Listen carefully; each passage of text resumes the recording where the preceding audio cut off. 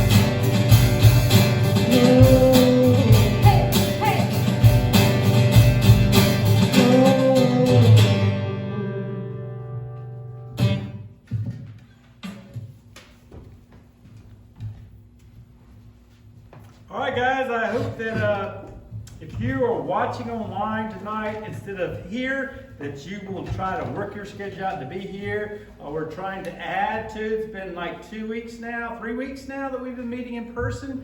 And so it's slow with everybody coming back, but we were ready for you to be back here. Not just on on Monday nights at 7:07. We'll talk about 7:07 a little bit later again, but also on Sunday mornings now. We have Sunday school at 9:45 back here in the Student Center. Hope that you'll be part of those two items together. But we really do want you to be a part. And I know it's difficult. I know some of you it's difficult just because you're out of the habit. Some of you it's difficult because you're quarantined, you're back out of school, or somebody in your family's quarantined and it's made it difficult. But we are hoping to do all we can to build our group back together and look forward to great new days that we're going to have in the future. So we're at ReCHARGE. And this week and next week, we're going to be doing something at ReCHARGE. So this is the first of two that leads into a holiday that's coming up. What's the holiday? Thanksgiving. Thank you, Joshua. Thanksgiving is the holiday. And I don't know about you. I don't know how you feel about Thanksgiving compared to other holidays. I would guess if I would say, what's your favorite holiday, that probably about 90% of you would not say Thanksgiving. What would you say? I bet you most of you would say the same holiday. What's your favorite holiday? Thanksgiving. Oh, wow, you blew it. What's your favorite holiday? Christmas. What's your favorite holiday? Christmas. What's your favorite holiday? Easter. Easter. All right. What's your favorite holiday? Christmas. What's your favorite holiday? Favorite holiday? Okay. Wasn't quite 90%, but it was the majority of folks said Christmas. Except for Easter over there and Thanksgiving right here. So I reckon, John Thomas, you and me, we really do have something in common if you wasn't just pulling my leg. I like eating. Okay. Thanksgiving is and has been for a long time my favorite holiday. And I'm going to talk a little bit why it's been my favorite holiday. There's a lot of things I love. I love this time of year. Now, some of you might not. If you were in the Student Center tonight, you would realize that you probably would want your jacket on. Because we hadn't changed all the air conditioning, the heater system over, so it's cooler. That's good for a chubby boy like me, for it to be cooler, because I like to sweat too much. And so I like it when it's cool, because a lot of times I like certain kinds of clothes, but a lot of times I won't wear them because I get too hot, I love to wear a jacket. I love to wear sweaters, but sometimes I just don't wear them because they get too hot. But I love it when it starts to get cool enough that I can. It's weird in Georgia, though, You get up in the morning and you feel like you need a coat. By noontime, you wish you had shorts on, It's crazy. This morning, was it cold? My house, it was cold. But in the middle of the afternoon, it wasn't cold at all where I was at. So I like the cool temperatures. I like sweaters. I like jackets. I like wearing sweatpants. I like those things. Other thing I like about this time of year, I love the leaves changing. Now, I don't know if you like that or not. I've always loved the leaves changing. It's one of those cool things to think, oh gosh, look what God's doing. And you know what? These will fall off these trees. These will turn all these different colors before they fall off these trees. And then we'll go through this time that's winter. There's probably no leaves out there unless they're evergreen. But guess what? In spring, they'll all start coming back out again. And they'll be green, and there'll be flowers, and there'll be all kinds of neat colors. So I love that change there.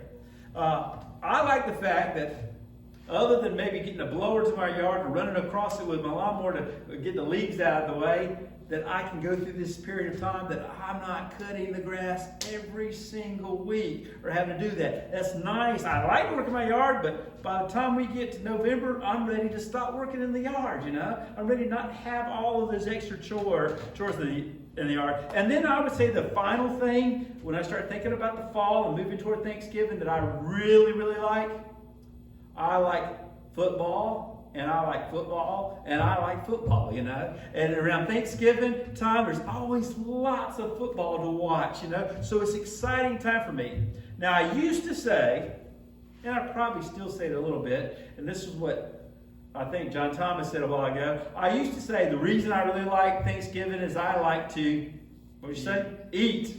And I do still like to eat. I used to say it was the food that I loved about Thanksgiving. And to be honest, it probably still is. It's just that the old me would be, at this time of year, would still be snacking on the kids' Halloween candy. Because there'd be enough of it still around for me to be stealing and eating some of the Halloween candy. But it would have me looking forward to things that I don't get often. Like dressing. I like dressing, I hadn't eaten dressing in 3 years now. Because the new me doesn't eat dressing anymore, but I love dressing, I love eating it. I love pumpkin bread. My wife made pumpkin bread this week. Smelled, I don't know, because I had COVID, can't smell it.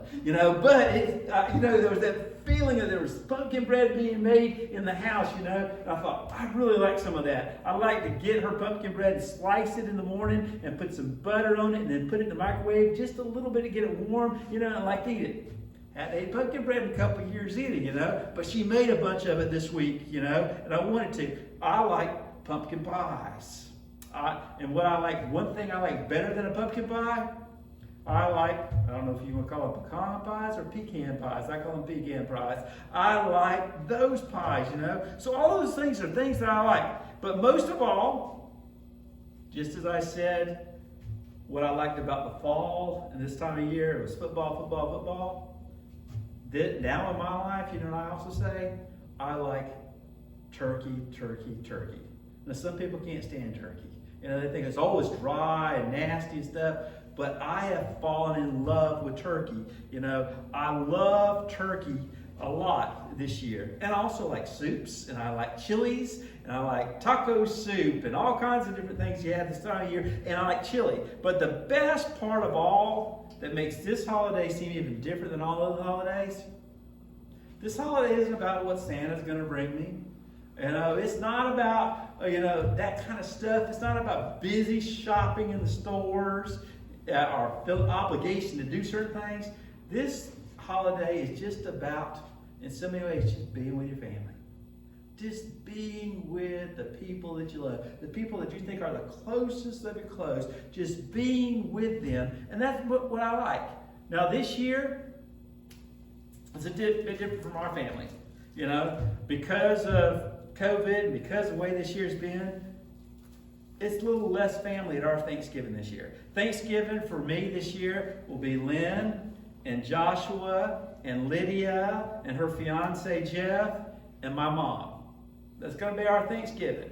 We're going to spend just the six of us together. So it's going to be a little different for me. I'm going to miss last Thanksgiving. I was with a bunch of people, I'm going to miss it being a little different this year, but I'm also really looking forward to it.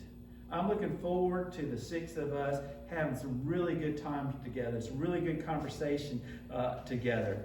So I'm going to give you a couple of mental images, things I want to tell you, and immediately I want you to tell me what comes to your mind first.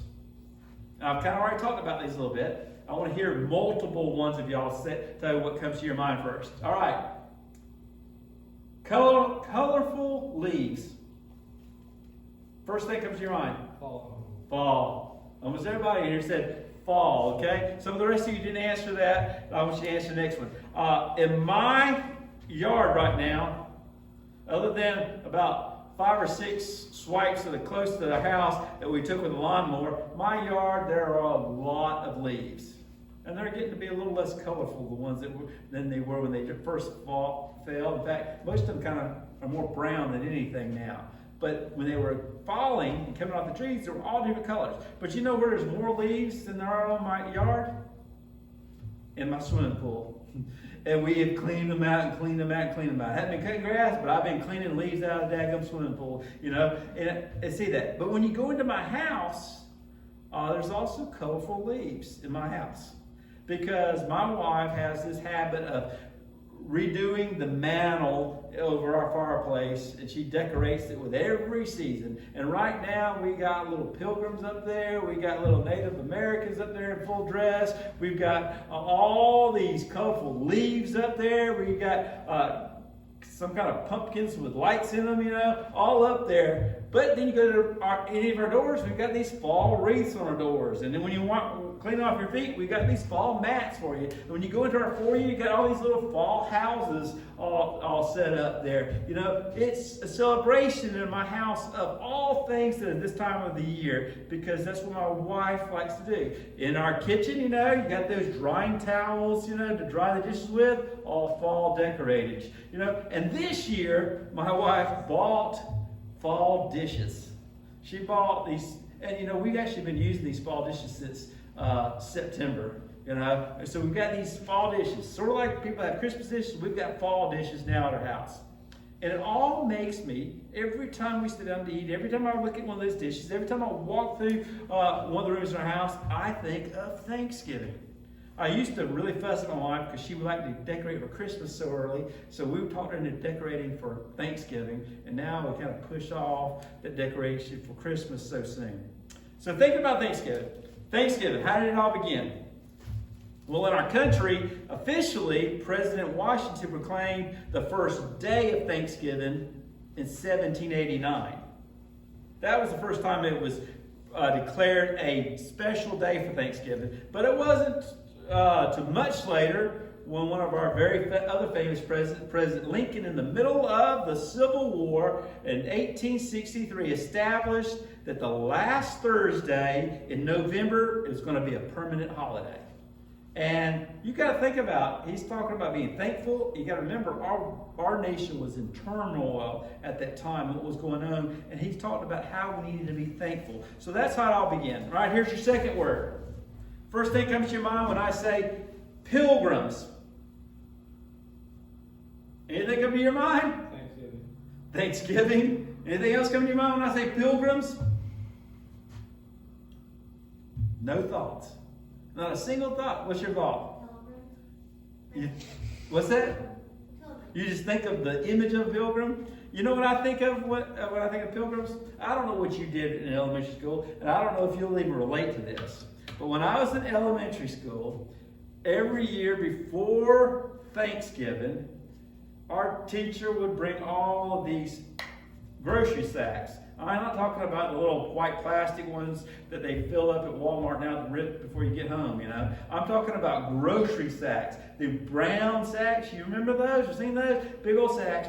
She'd bring out these grocery sacks and we would make Thanksgiving outfits. Half the class got to be what? Native Americans. That's right, Native Americans. And they would take their grocery sack and they would cut it, make little fringe parts on it, and they would paint, eagles and all kinds of stuff on it that would be reminiscent of a Native American costume. And then they would take part of it and they would cut a band on it and they would make a feather and they would stick the feather in the band and you'd have this band you wear on your head with a feather and you'd have this, Native American vest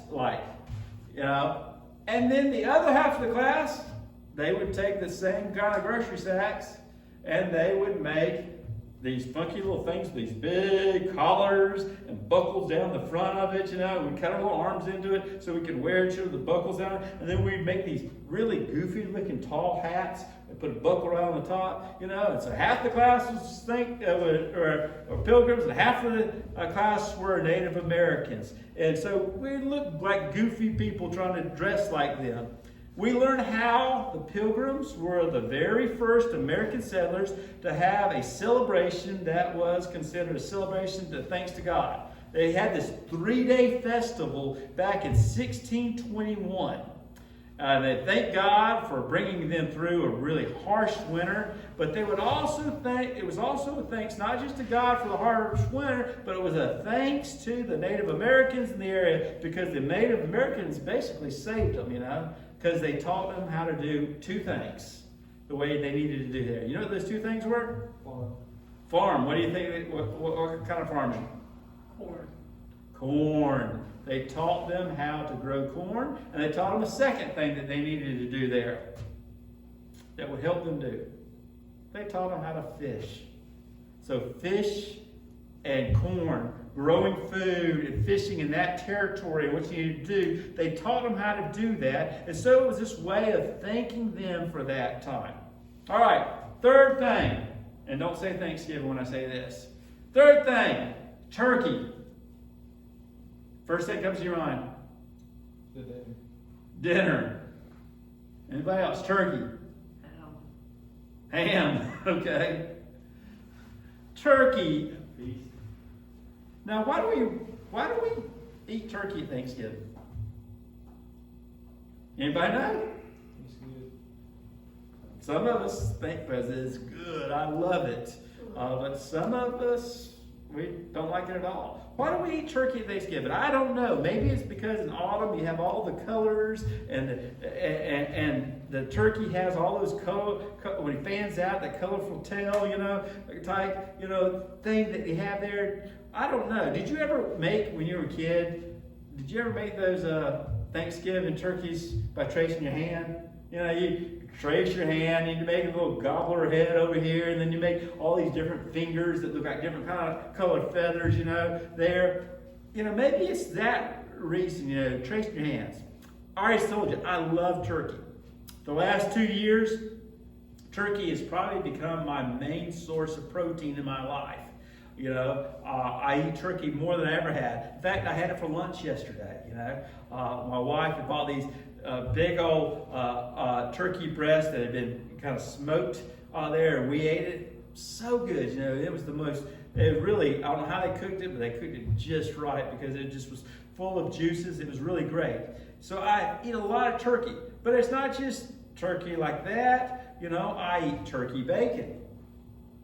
I used to always think bacon was the best thing in the world, and then I got used to eating turkey bacon, and now when I eat regular bacon, it just seems greasy to me because I got so used to turkey bacon that I like it better now. I didn't think I ever would. And then I eat turkey burgers now, and I eat turkey chili, and I even eat turkey salad. I can make chicken salad, and I'll make turkey salad, I eat all those things now, but my very, very, very, very favorite is to have smoked turkey and to cut it all up and put barbecue sauce on it. That's my favorite of the turkeys there. But the Pilgrims, realistically, they probably did not eat turkey at that first celebration of Thanksgiving. That was not on their table. You know what they probably ate? Corn. Well, maybe corn, but we already talked about what they probably ate. Fish. They had seafood for Thanksgiving, It was probably different than we have it. All right. The last thing I'll mention to y'all, tell me your first thought. Table.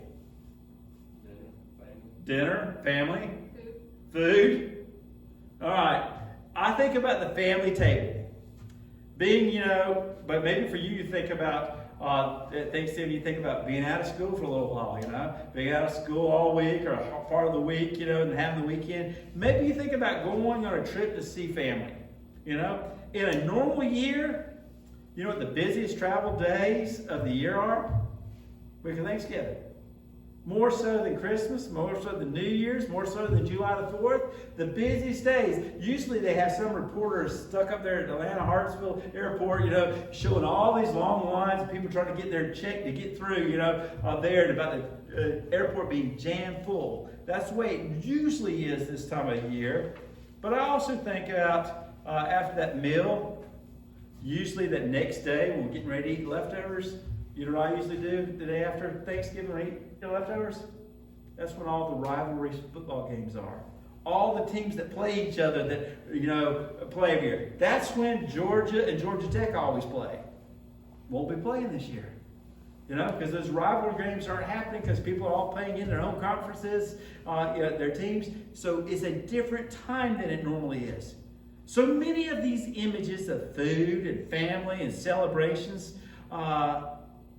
we can have all these images and really forget what it really means to have Thanksgiving. What's it really mean to have Thanksgiving? It means to be what?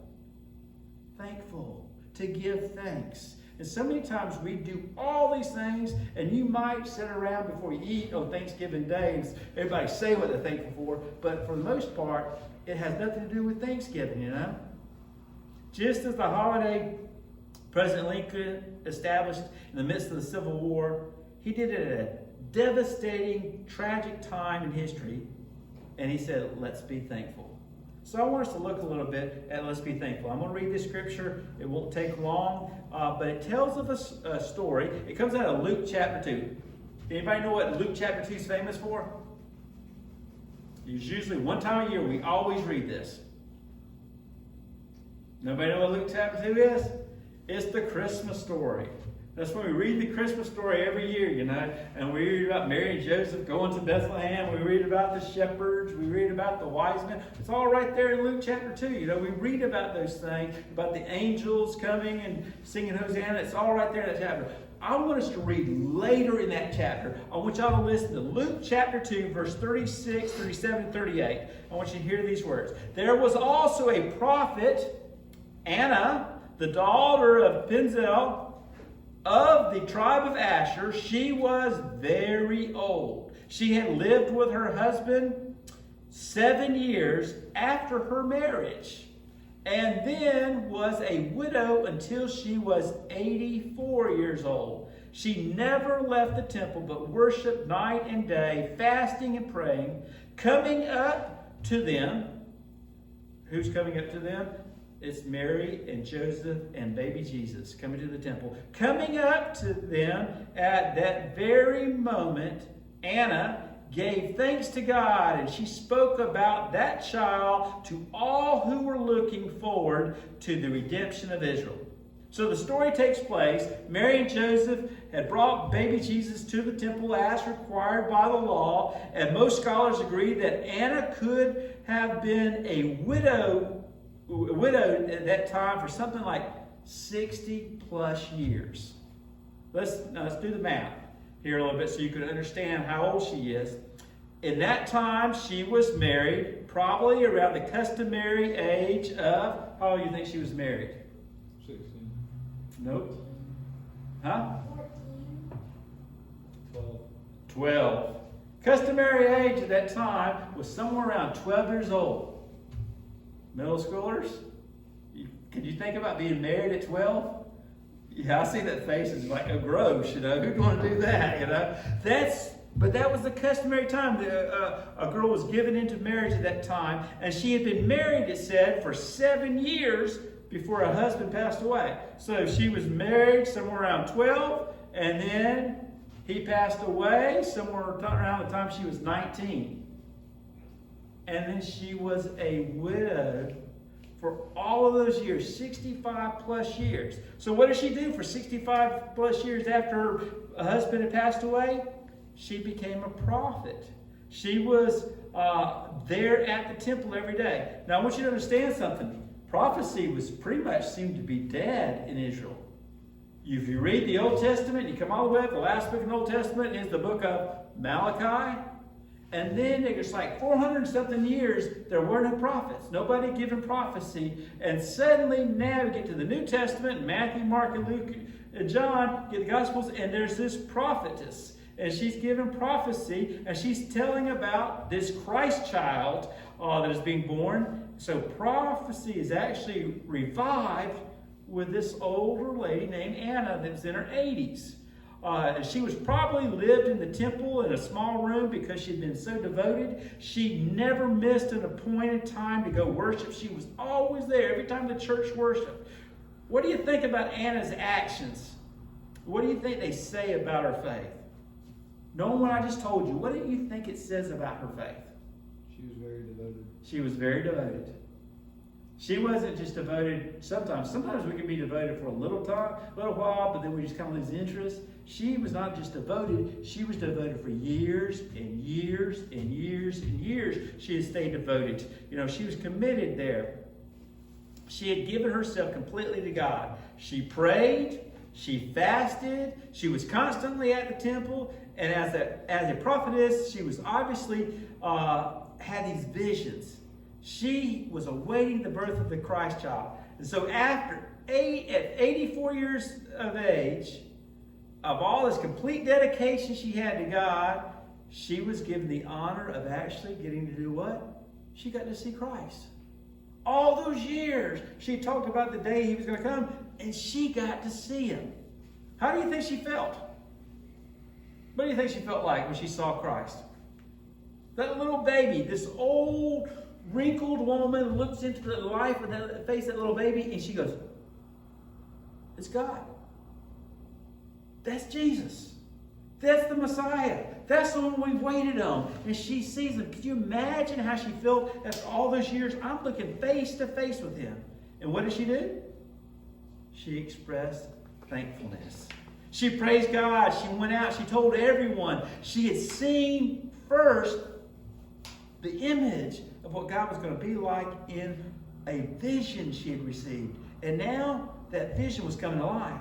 And she sees it happening. What she saw before in a vision, now she's actually happening. You ever have something, maybe you didn't have a vision, maybe you have a dream. You ever have a dream and then all of a sudden you're somewhere and the events of your dream start to happen? You go, oh, wow. And it like freaks you out. Have you ever seen something happen that you dreamed about and you go, oh, where did that come from? Well, she was doing that, but it wasn't just any old dream. It wasn't any old coincidence. She was seeing Jesus. She had that vision, and it was reality. And in that moment, all of her expectations, they were fulfilled. Her reaction was, thanks. I'm going to praise God. And she told everyone. Now let me ask you this question. That's how God revealed himself to Anna. How has God revealed himself to you? Can you think about ways God's revealed himself to you? Here's some ways I know God revealed himself to me. God revealed himself to me through my mom and my dad. So many times they taught me something about God, but then they would show me in the way they lived something about God. God's used friends to reveal himself to me. He's used the church to reveal himself to me. He's used the Bible to reveal himself to me. He's used circumstances, and some of them not so good, to reveal himself to me. In fact, I would say, in so many ways, in this strange, weird year of 2020, I think I've seen God more clearly this year than I have in a lot of years. I'm thinking way back to when we were snow skiing up in West Virginia, and we were talking about how we needed to have 2020 vision. We needed to see God's prophecy. If you were back there on that trip, you remember us talking about a prophet of that time that talked about all the things that would happen throughout time. And he built this big old statue talking about all the different rains that would happen. And he talked about it. And I remember as we talked about Daniel and all of those things, that seems like that was years ago. But it was really right at the beginning of this pandemic. That's when it was.